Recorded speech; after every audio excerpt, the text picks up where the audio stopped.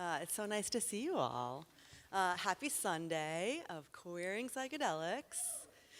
I am your moderator for this theater for today. My name is Cade Friedman. My pronouns are they, them. I am a white, non-binary, queer, neurodivergent moderator. Yay! And I'm just super excited to welcome our first guest on stage today. Dossie Easton is the co-author of The Ethical Slut, which is a book that totally changed my life, and I recommend everyone read it, as well as Radical Ecstasy, S&M Journeys to Transcendence. She started her psychedelic journeys in 1962 in New York City and has been in the Bay since 1967. In 1963, she dropped out of college to become a psychedelic and sexual revolutionary. And is very happy to notice how successful that revolution has been in many ways, particularly the claiming of sexual freedom for all queer people. And in this presentation, she's going to review her journey, share about her own awakenings to freedom in mind and body, culminating in a 1969 transformative LSD trip that made it clear that her path was sexuality, and spirituality and sexuality are really the same thing. So I welcome Dossie to the stage. Thanks, everyone.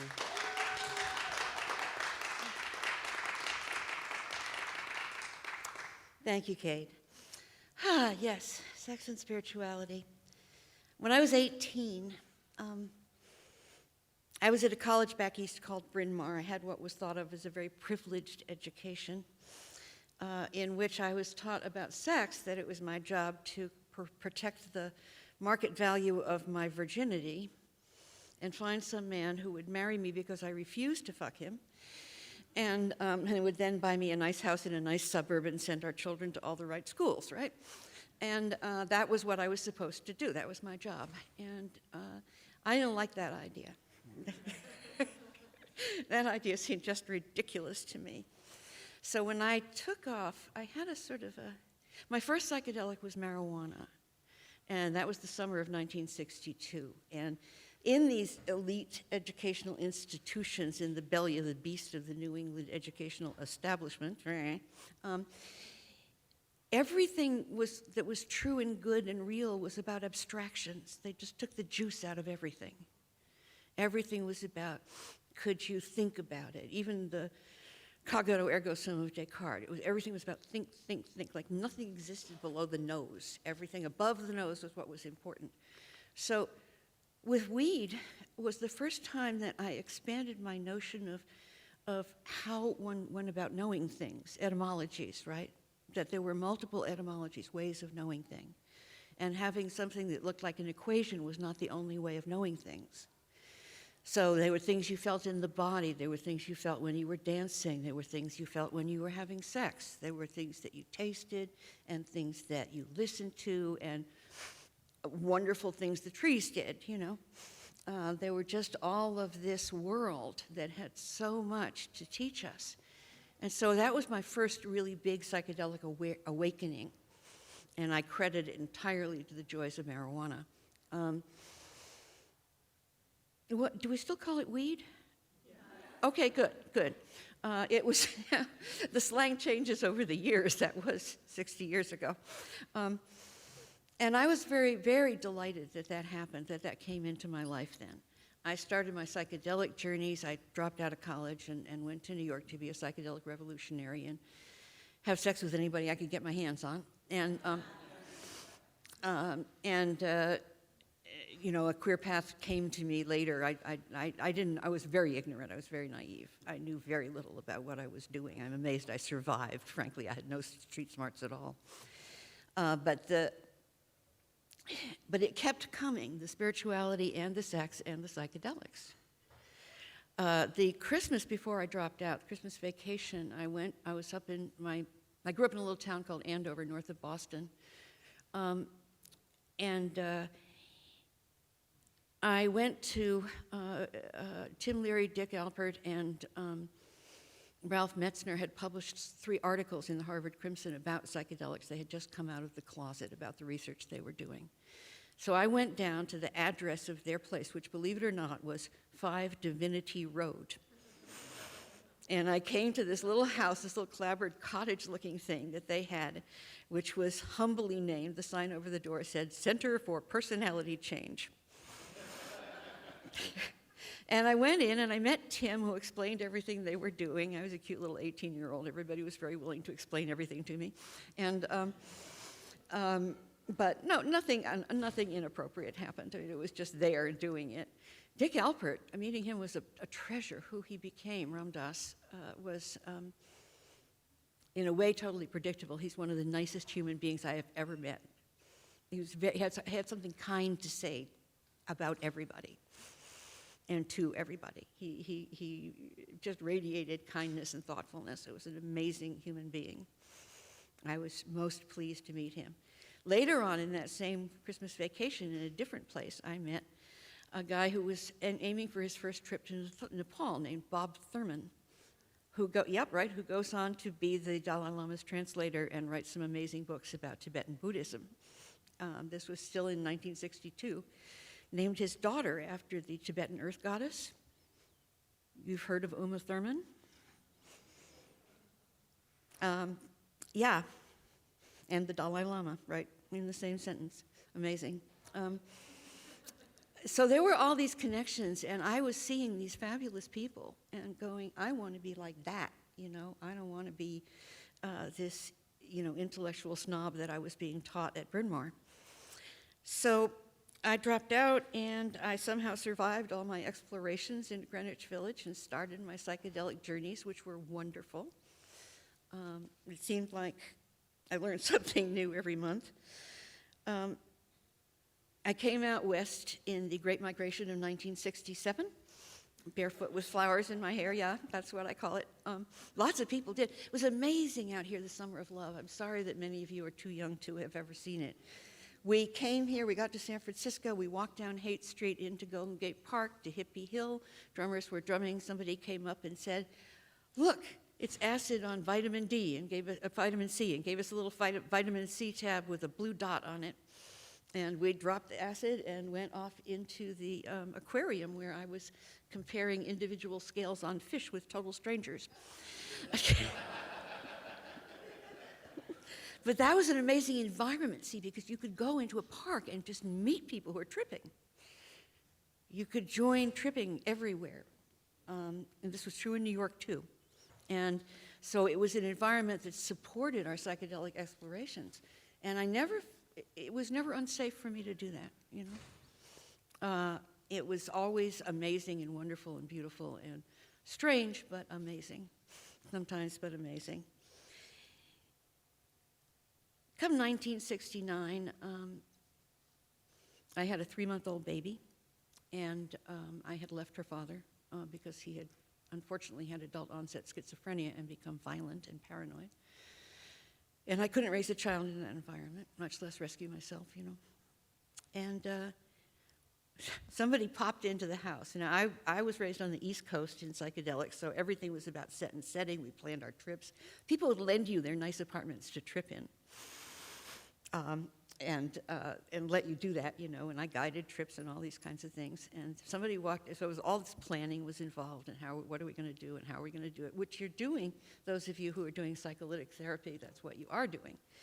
At the same time, that morning somebody walked into my house and said, look, sugar cube acid, haven't seen that in a long time. And I said, can I take 2?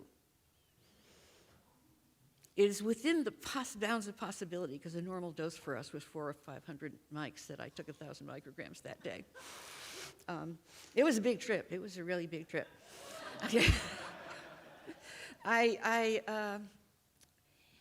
My roommates agreed to take care of the baby, so I could be free of that and not, you know, my responsibilities were taken care of. And I went off, and it seemed like I was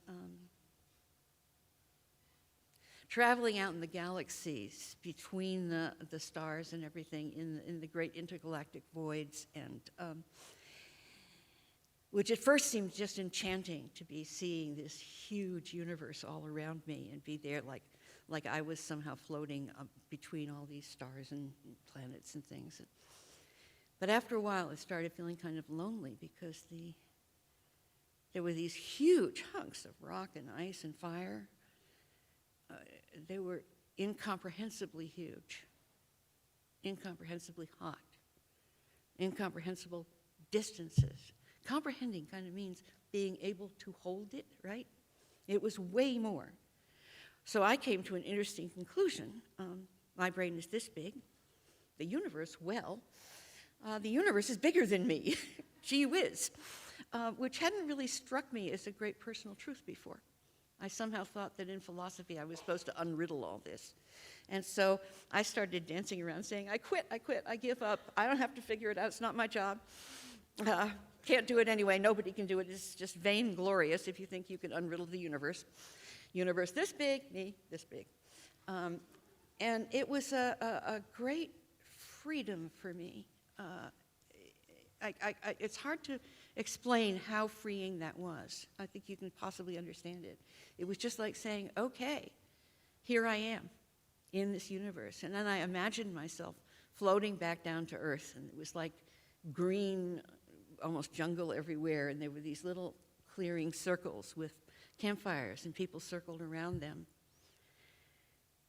And I regarded them with a feeling of tremendous affection, because I got it that these people were sitting around their fires, telling stories and creating meaning, making meaning for their societies, their lives, their evolution, their social evolution, that this was where the real meaning was being created, not in understanding what happens light years away from us or billions of light years away from us, but in sitting around fires creating meaning. And that touched me enormously. Remember, I had a small child and my world was, big about diapers and such like. There was a lot of grounding that happened in that. And so I found some grounding in that trip and in that place. And then I opened my eyes. The rush was mostly over. It took about 4 hours so far. And there on the white sheet in front of my eyes was this teeny tiny little spider, probably white but looked almost transparent, those kind of little teeny tiny ones. And she was walking along on my sheet, and every once in a while, really quite frequently, a little piece of lint from the sheet would get stuck on one of her legs. She'd take the other leg and she'd laboriously scrape it off of the piece of lint off, and then she'd walk a few more steps and maybe another piece of lint on another leg, and she'd scrape it off. And I'm wondering where in heaven's name she's going to that's worth all this labor to get there. And at some point I realized that she was probably smaller than the pupil of the eye I was looking at her with. And that was when all of this kind of fell into place as to what my place in the universe is, which is kind of, whatever I was to her, the universe was to me, let's put it that way. That this was, I could see that I was more, that she could not possibly, what did she think I was? How could she possibly know what I was? How could I possibly know what the universe was? Again, this freed me, and I could go into anywhere. I could go into Buddhism, paganism, altar building, all the things that I have explored and loved, Tantra, spiritual practices, to say that the universe flows through all of us all the time, the divine energy of the universe. And it just matters how we pay attention to it. And much like tripping, we couldn't do this all the time. That was the first lesson as I started moving around. I decided I should eat something. I thought, down in my kitchen by then. An omelet, I'll eat an omelet, okay? Omelet, right? Eggs, yep, eggs. Oh, in the refrigerator. The whole thing was like that. I was thinking it from scratch. I said, well, we can't spend 24/7 operating like this, starting from scratch with every single thing we do. We have to have little reflexes that take us to walk to the refrigerator when we think of an omelet and pull out the eggs, right? And the breaking of the eggs and all that. So that was the first lesson. There was enormous lessons that came in the hours afterwards. The first thing was simply that sex and sensuality and spirituality were clearly to me one thing, just obviously one thing. It wasn't maybe. It was obviously, and I was doing things like going to clubs and taking people home, doing one-night stands, all kinds of stuff like that. That was normal to me, but wasn't necessarily normal to everybody. But it seemed like there was that kind of connection, that special energetic connection that happened with sex between me and all these people. Many of whom I would not really have been wise to try and share a checking account with, you know? Because the real world, we have to accept that we live in the real world and we have to take care of business, you know, to make things work. And at the same time, we have to set aside time to travel in the galaxies, right? I also got it that sexuality was my path, and that was going to be my path, that freedom. Remember, I was a teenager in the 50s, for heaven's sakes. I was incredibly enforced ignorance about sex, incredible ignorance, and queerness, that wasn't even on my radar. I was playing with women, and queerness was not on my radar. I just sort of didn't think about it, you know? It was very strange. And so I resolved also that time to take my relationships with women more seriously and to say, well, this is important. I'm not going to... I figured out that I wasn't going to settle down. Most of you would have figured out before then. But I was not going to settle down and do something conventional eventually when I grew up, that I was just going to be me, and this was me. And that was tremendously important to me. I also realized that in that day, that I had never looked at the world. I was 69. Feminism is not very widespread yet, and I had never looked at the world from the point of view that that I was a woman, and that there were certain things expected of me, things I was supposed to do. I wasn't supposed to be too intelligent. I used to wave my hands around a lot to make sure that people didn't notice. Or to try to disguise this, you know, because you weren't supposed to. There was some article I read when I was 13 in the Reader's Digest that said, could a woman be happy married to a man whose IQ is lower than hers? And at 13, I was like, what? That's very confusing. I don't know what to do with that. But it was a huge revelation to me, and it was very freeing. At that point, I started seeing myself as androgynous and wanting to claim to be a human first and a woman after that. And that has been kind of my path ever since. I never thought at that time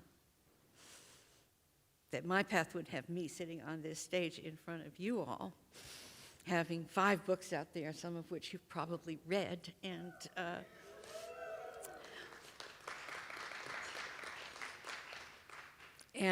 you know, living in this wonderful life with my daughter in her 50s, who we're very close and we're very connected, and it's just amazing that this turned into, at the time no one would have predicted that this would turn into a successful life, you know.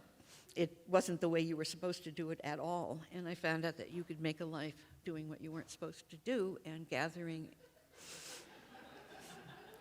Well, I figured the other people who wanted to, my contribution was sort of like drops in a bucket. It's a really big bucket, needed a lot of drops, and so everybody else came along, they put their drops in the same bucket, and they became my community. I vowed at that time that I would be unpartnered for 5 years to find out who I was when I wasn't trying to be somebody's wife. Whether that person was identified as male or female was not meaningful to me. It was just that wife identity that I had to pay attention to and give myself permission to be bigger than, if that makes sense. So that was like another journey for me. Who was I going to be? Who did I find? It was a club called the Omni in North Beach at the time. There were a lot of trans women at that bar, a lot of what we called drag queens at the time. They became my friends and my role models. I was looking for what would a powerful woman look like? How am I going to grasp my power and my sexuality? Well, nobody told them they weren't supposed to be powerful when they were little boys. So they became my friends. I developed a closet full of thrift store evening gowns. I learned how to fix my car and other such things. It was like this to me was the androgyny I had been seeking, and so my life became queerer and queerer. And then I discovered, oh my God, BDSM. Well,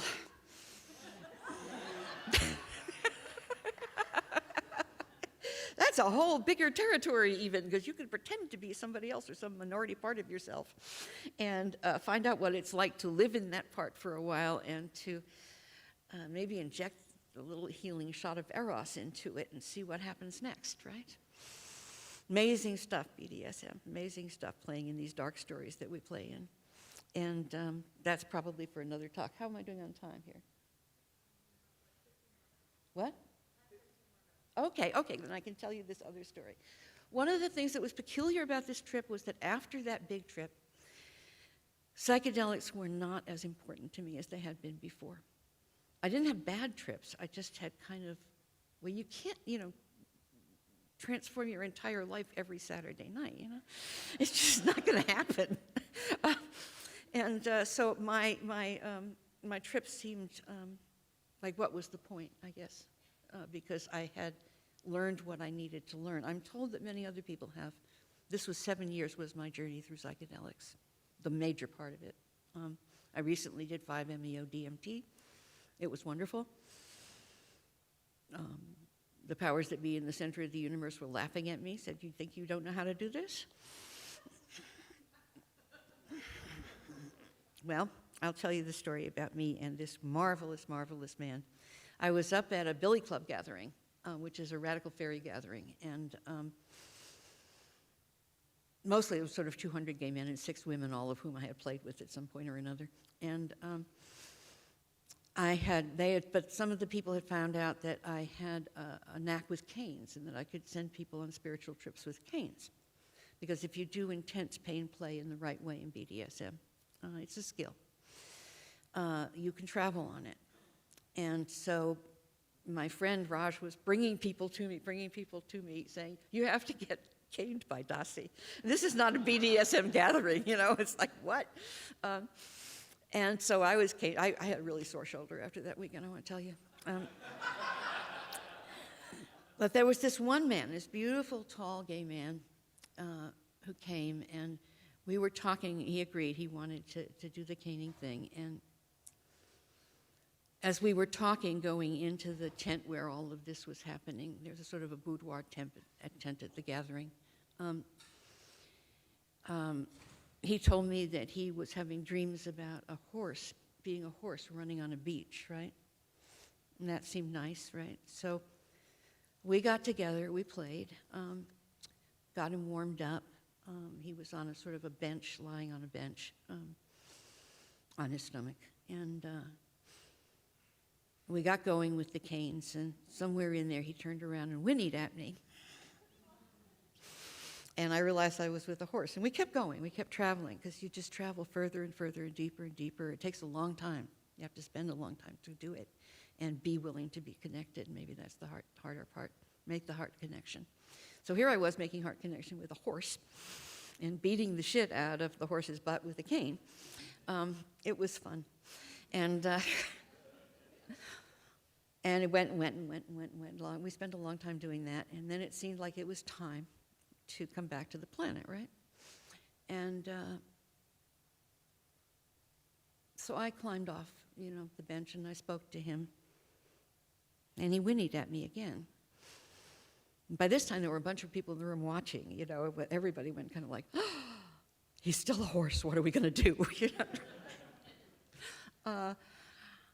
So I said to my friend Raj, "Raj, go to the kitchen and bring me a carrot. We need a carrot." And Raj goes, first he says, "What, why?" And I said, "Don't ask questions, just go bring me a carrot." And I climbed up on his back, and I lay down flat on him so my heart was above his heart. I teach Tantra too, I love Tantra. And he's a horse, I can ride him, right? I get to ride him, I get to be on his back. And so we very quietly, I wasn't pretending to post or anything like that. I was just like lying on him, getting connected, breathing with him, connecting the breathing. If you breathe with somebody for a while, and I've done this with people across the room who didn't know I was doing it. I used to work at the battered women's shelter, and I used to do it down in the DA's office when they wouldn't listen to rape survivors. Literally, it worked. I couldn't believe it. But I was breathing with him and getting them when the carrot arrived. I climbed down off, and I fed the horse the carrot and petted him and told him he was a good horse and scratch behind his ears and all those good things you do. And till finally he was ready, and he turned around and he said to me, "Thank you." Best thank you I ever had. That was gorgeous. And so that is what I do now. I do traveling on experience. I do traveling much like psychedelic traveling, where there are visions. I do traveling where there's meditation. I do traveling where we breathe, where we open chakras, all that kind of stuff. And I do psychedelics once in a while. They invent a new chemical. I try it out. I tried MDMA and I cried for 5 days. I don't know what that, I'll never know what that was about. I just kept crying. And I felt very sad and I cried a lot. Luckily, I was at a gathering and nobody minded. But that was kind of, so that's what I have about my journey that I wanted to share with you, about this journey in sex and in queerness and in sexuality, in spirituality, in gender, in all of that. Starting with weed, humble weed, yeah. So let's open this up for discussion. Are there questions or something that you would like to share?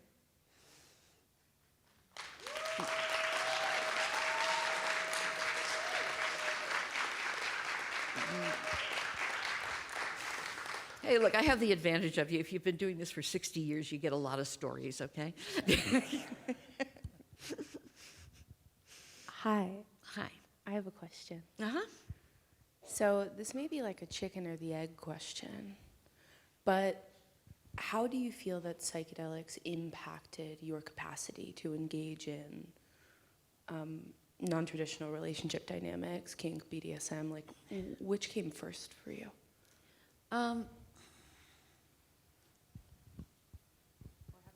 Like I said, it was the weed that came first. It started that there were more ways of knowing than I was being taught. And that gave me the awareness that, I mean, I was at Bryn Mawr College. It's a very intellectual place. It's become more open-minded than it was back then. But everything was about running your intellect at full tilt boogie. And that's all I knew. I grew up in a school town.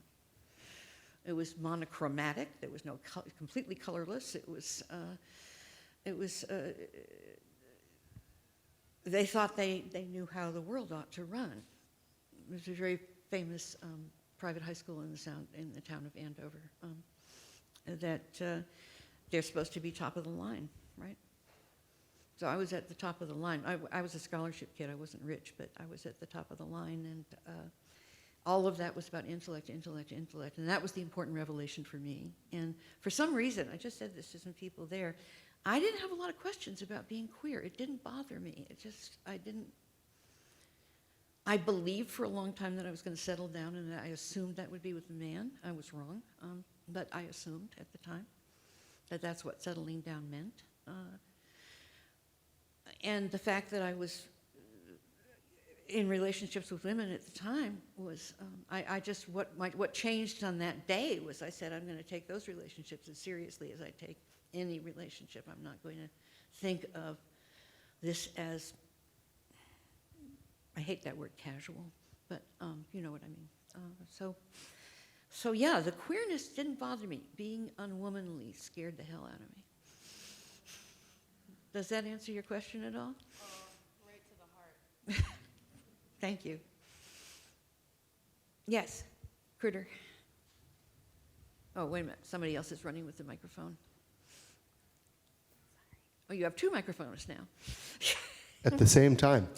I was wondering, during this kind of unfolding and the decisions to live differently, what was your relationship like with your family, if you feel comfortable discussing that, and what did they make of all of this?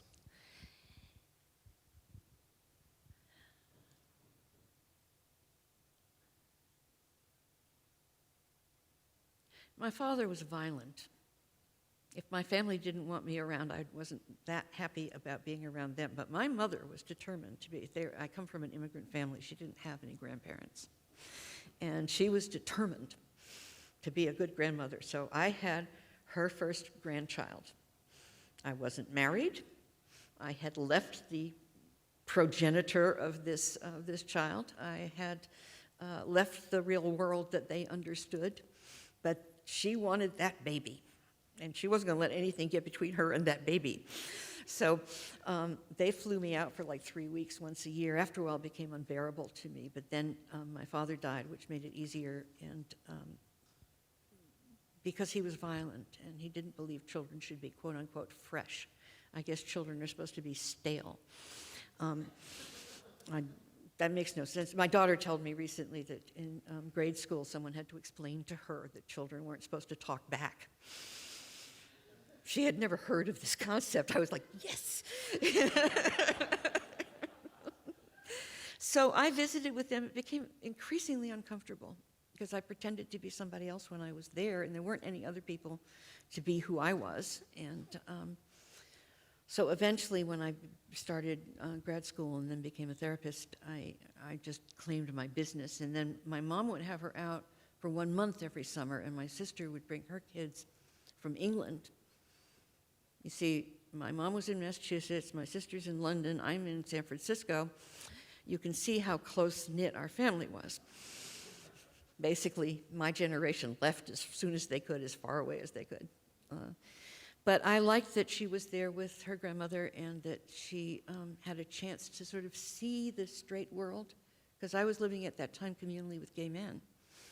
So I was completely out of, I haven't lived in the mainstream culture since I was 18.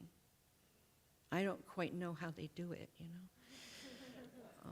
I have now had some couples in my practice trying to open a relationship who I could not understand because they were so much straighter than me.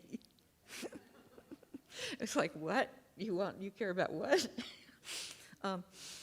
And so I have I don't know, it's like, to me, queer is very normal. If that answers your question at all. We have someone here and then someone up there. Whoops. Hello. Hi. Thank you for presenting today, and thank you for just laying the groundwork for those of us who are here today. I'm curious, like being part of, your book was one of the first ones I read about open relationships and whatnot, and there's so many more resources out there for young queer people, kinky people, psychedelic users now. So how did you guys figure it all out? Was it just trial and error? How did you do it? Well, I forgot to tell you that on the afternoon after that, of the ending of that psychedelic trip, I decided that I would never be monogamous again. Because I had left a violent relationship, part of that was saying I'm never again going to be anybody's turf. I'm not going to be somebody's territory. Nobody's going to bitch who wears no man's collar. That's what I called myself. I really did. So to me, that was a freedom. That was just an enormous freedom. And I wanted to become independent. I wanted to own my destiny. I wanted to have a destiny, my own destiny, not be there as support system for somebody else's destiny, right? Which is what society was offering me. And so that was easy in a way. It was freeing, it wasn't difficult, but I was never, so I had been living non-monogamously. Part of that vision was interesting, actually.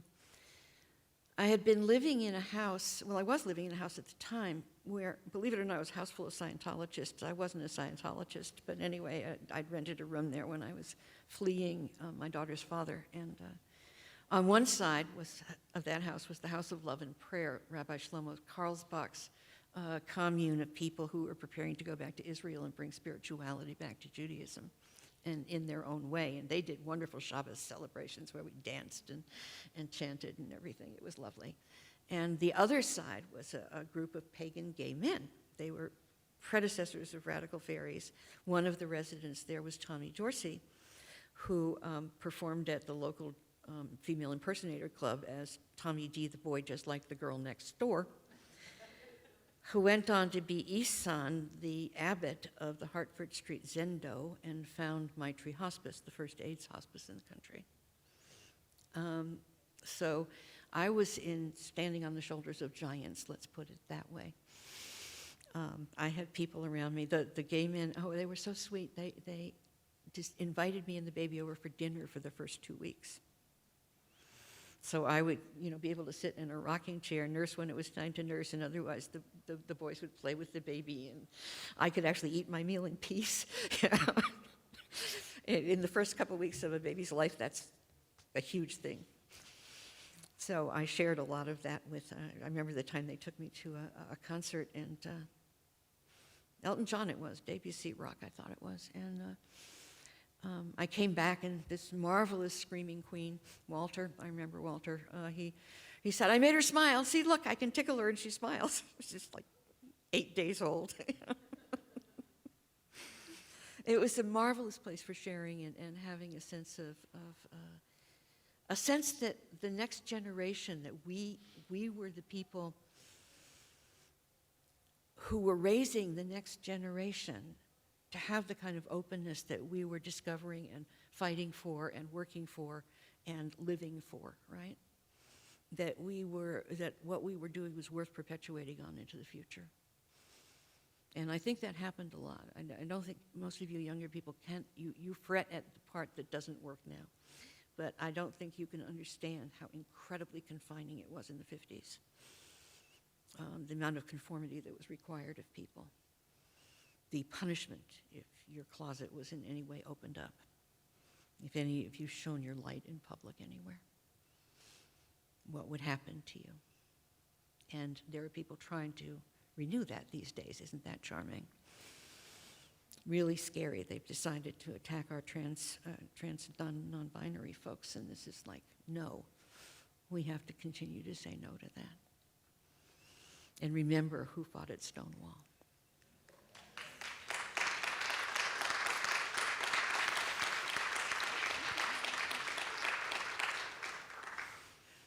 Hello, thank you. Such beautiful stories. Can you expand a little bit on the equation? I'm here. Where are you? There Right you here in are. the There front. you are. Thank you. Can you expand a little bit on the equation that sexuality is spirituality? I think I learned a bunch of things from you this morning about sexuality, but I would like to learn some more about the spiritual side of that equation. Okay, well, you've heard me say that injecting a healing shot of Eros, right?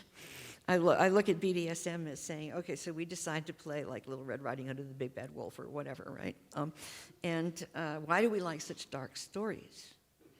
Some of you may be familiar with Jung's notion of shadow, where the part of the mind where we send all the things that are too painful to be aware of, that we shut them away, we cut them off, we try to make them not be there.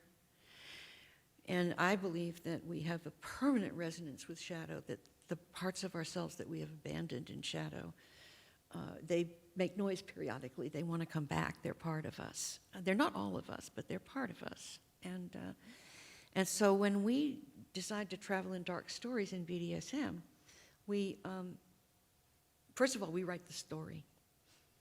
The first child abuse scene I did actually was nothing like the actual child abuse I experienced. My friend played the headmaster of a Swiss finishing school trying to turn me into a young lady. And I played a 13-year-old who was not a very good young lady. And I traveled to somewhere that really was I recall saying, I'm sorry, I'm sorry, I'm sorry, I'm sorry. To that place where I thought that everything I did was wrong, which is what I believed at one time. So that was like, these are the kinds of healing journeys that I see. If you want that in a more scientific mode, there's a marvelous book called Why God Won't Go Away, based on functional MRI research that was done at the University of Pennsylvania back in the 80s, maybe 90s. On page 125 of the edition I have, it's had many editions, but somewhere close to there, they say quite unreservedly, these are the people, by the way, who did MRIs with meditating Tibetan Buddhists and praying Carmelite nuns, right, to see what a transcendent state of consciousness looked like in neurologically speaking, right? What part of the brain lights up, what part of the brain goes dim. Well, it turns out that the parts of the brain that light up and or go dim during transcendent meditation are the same parts of the brain that light up at orgasm. Isn't that nifty? So there is scientific proof that sex and spirituality are the same thing. We've been taught to separate them, especially by people who wanted to believe that God hates sex. Does anybody here remember who Sister Wendy Beckett is? She was quite famous at one time. She was a nun living on a Carmelite monastery in England, a convent. She lived in a little trailer, and she was an art critic. She wrote marvelous stuff about art that she had only seen in photographs in the journals that she read and so on. Her articles were published all over the place. BBC kind of discovered her and made a TV series, which I heartily recommend. You're sure to find it somewhere. Sister Wendy Beckett, of her lecturing in front of the actual art. They flew her around to see the actual art, and she lectured in front of it. And then Bill Moyers did one of his extensively researched interviews of her. And there's a great moment in those interviews where he asks Sister Wendy, her being a nun and all, and she's there, she's wearing the penguin suit, you know, and she's got like Coke bottle glasses and snaggle teeth, and she's this tiny little hunched over old British lady. And she says, "Oh, I don't think God would have given us such wonderful toys and then told us not to play with them."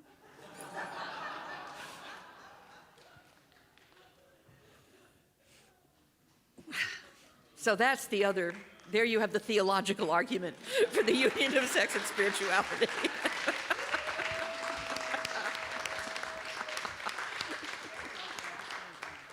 How are we doing? We're done? Okay. All right. Oh, well, the next person needs the stage. Okay, I'm not the only person here. So thank you all very much. This has been lovely.